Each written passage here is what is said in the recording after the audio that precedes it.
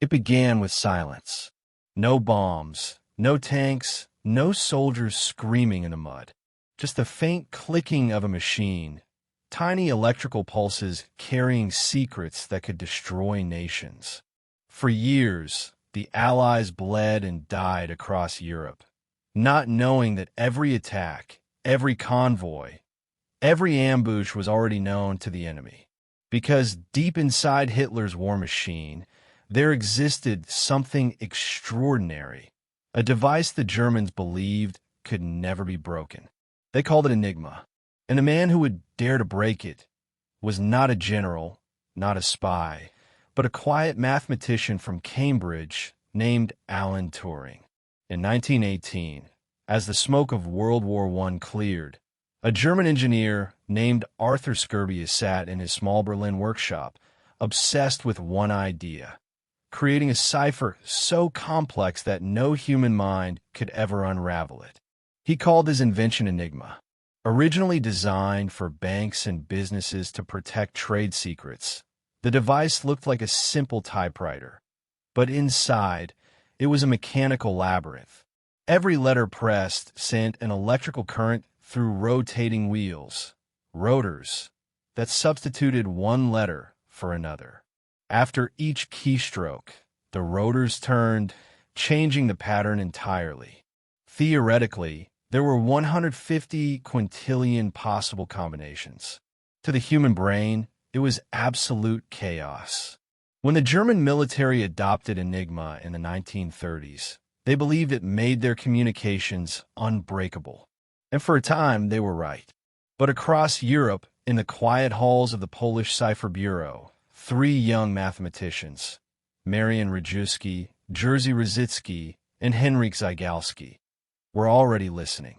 They were not spies, not soldiers, but thinkers.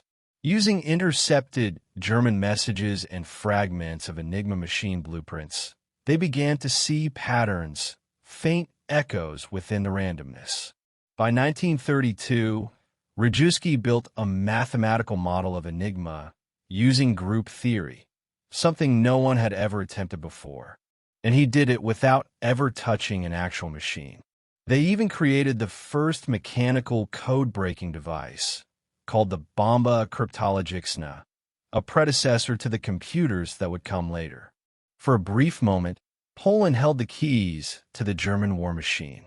But then, in 1939, the war came. As Hitler's armies rolled into Poland, the mathematicians made a desperate choice.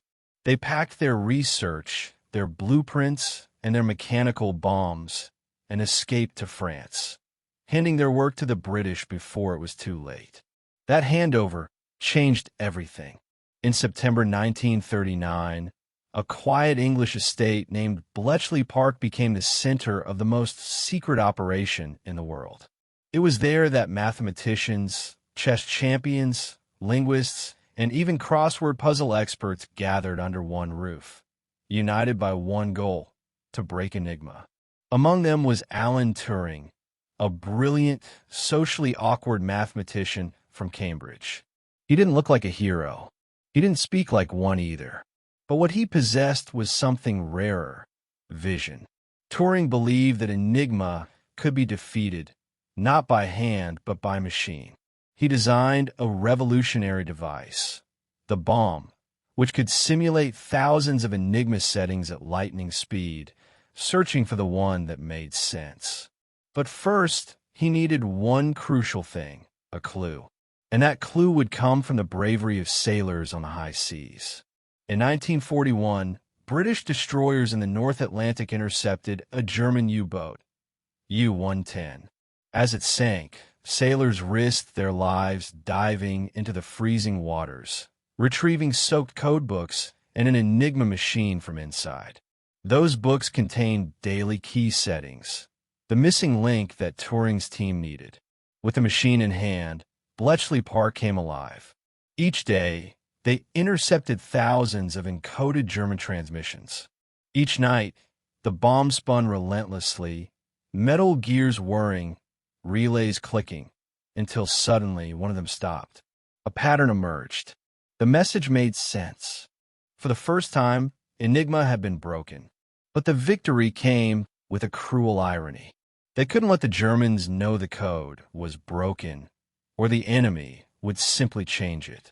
So, sometimes they had to stay silent, even when they knew where German ships would strike, even when thousands of soldiers would die. Turing once said quietly to a colleague, "We can't save them all. If we act every time, they'll know we've succeeded." That was the cost of knowledge and of victory. By 1942, Turing's machines filled entire rooms, running day and night. Each bomb could test 17,000 possible settings per minute, an unimaginable speed for its time. But beyond code breaking, Turing saw something else, the birth of artificial intelligence. He wrote that one day, machines might think like humans, a concept that would become the foundation of computer science. By mid-1943, Bletchley Park's work began turning the tide. German U-boats lost their deadly advantage. Allied convoys reached Britain safely. And in North Africa and Normandy, commanders received information so precise it felt like prophecy. They called it ultra-intelligence. Churchill said, "It was thanks to Ultra that we won the war." But for the men and women at Bletchley, the victory remained a secret, locked behind walls and silence for decades. By 1943, the team at Bletchley Park had grown to over 10,000 people. Most were young women, typists, mathematicians, translators, working in absolute secrecy. Each person knew only a fragment of the puzzle. No one was allowed to see the full picture. Every morning, German operators reset Enigma's rotors and plugboard settings. Every night, the British had to start again from zero. It was a race against time and against death. The war on the front lines was fought with bullets. But here, it was fought with logic, wires, and silence. In early 1943, the Germans upgraded Enigma, adding a fourth rotor for their naval communications. The new version was even more complex. For a time, Allied convoys were once again being sunk in the Atlantic. The pressure on Turing's team was unbearable. Each sunken ship meant hundreds of lives lost and the chance of invasion delayed. Then, in March 1943, another miracle at sea. The Royal Navy captured U-559, another German submarine. Two sailors, Colin Grazier and Tony Foss-Son, died retrieving new codebooks from its flooding hull. But their sacrifice gave Bletchley the clues it needed. Within weeks, the fourth rotor Enigma was cracked. And once again, the Allies could read the enemy's thoughts.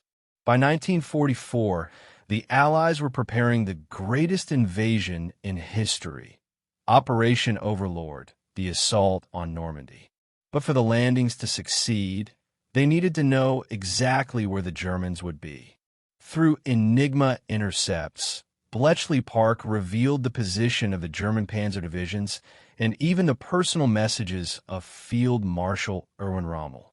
When the Allies sent false radio traffic suggesting an invasion at Calais, the Germans believed it, because their own Enigma-confirmed messages proved it true. It was one of the greatest deceptions in military history. And Enigma, once the weapon of German secrecy, had become the Allies' invisible ally.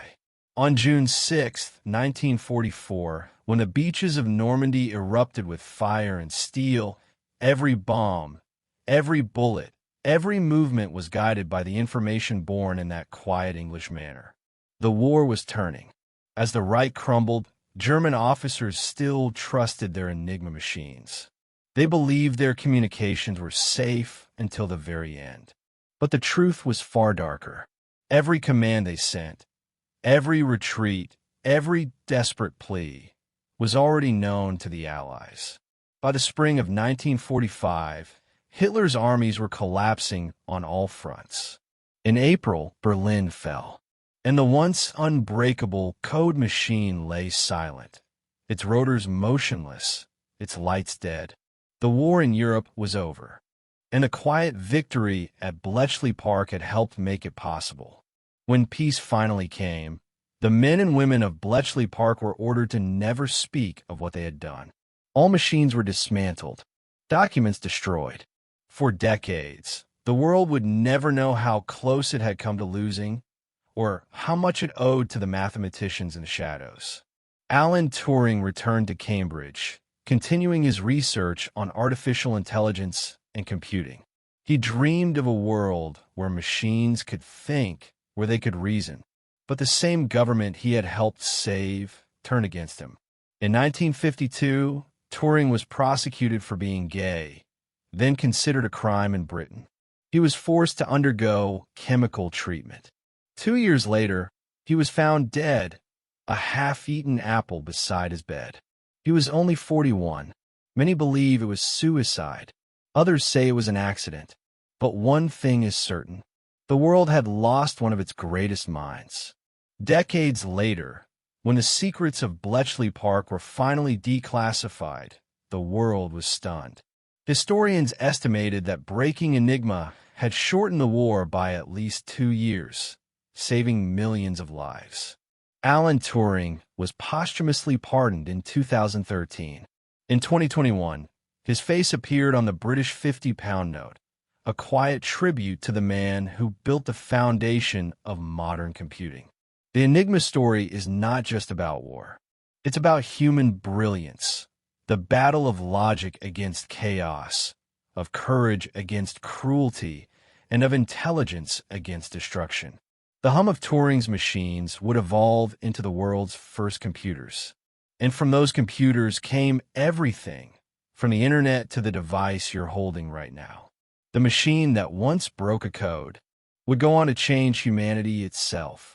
Bletchley Park still stands today, quiet, peaceful, surrounded by trees. If you listen closely, you might almost hear it.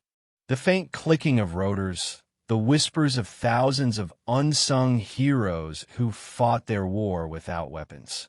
They never fired a shot, but they changed the course of history. Because sometimes, the most powerful weapon of all is the human mind.